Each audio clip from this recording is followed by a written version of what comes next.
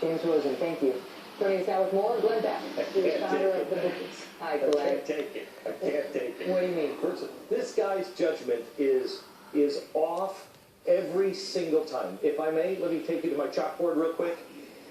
You want to trust the president and what he's saying. Okay, good. Let's look where the president has been in the past. Remember the fruit cart guy? The fruit cart that set himself on fire in Tunisia? The president said that was Rosa Parks. Let me show you how we got to Paris. He sets himself on fire. That trips into the Arab Spring. The Arab Spring goes into the collapse of Libya. Because of the collapse of Libya, we have an immigration problem in Spain, Italy, and France. The migrants just start going over. We realize that because all these things are collapsing, we know that Syria is on the verge of collapse. We start running guns out of Benghazi into Syria. Because we run guns, we create ISIS. All of these decisions that the president has championed, that causes the refugee crisis in Germany and France and all over Europe, and that's how we get to Paris. This guy's wrong every single time. Every time he's wrong. And when he says that we don't have a way to screen them, it's funny, Megan, because we have a way to screen them. We have, how many, answer this, and I know you haven't done any research, but I know you're smart enough to figure this one out. How many Christian members of ISIL or ISIS are there? Mm-hmm. I know that you... Right, I know. And I know that you've set up a screening process yourself to try to get Christian refugees in particular. But before we get to the refugees, I want to ask you about this, because what the president said today was, look, basically, it's hard.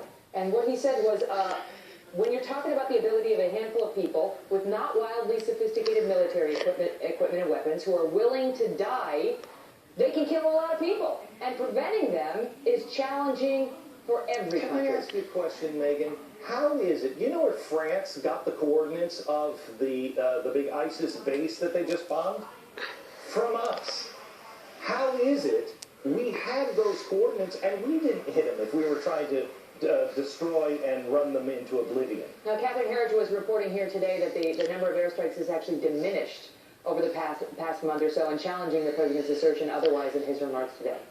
Yeah, this is. So what? His heart is not in it? Is that what you're saying? He doesn't want to fight this fight. Stop guessing what the president has in mind or what he really wants or what he's trying to do. I'll just tell you this: for him to let Gitmo prisoners out this weekend, on this weekend above all weekends, and then to say, I don't care what the governor says, I don't care what anybody says, we're gonna up, not just continue, we're gonna up our Syrian refugees here in the United States. That man is surrounded by behavioral scientists. He's always hiring more behavioral scientists to tell us exactly what to get out of the American people. What is it he's trying to get us to react to? How is he wanting us to react? Because I can tell you how the American people are wanting to react. Look at the support behind the anger of Donald Trump. They're reacting, and they're very angry.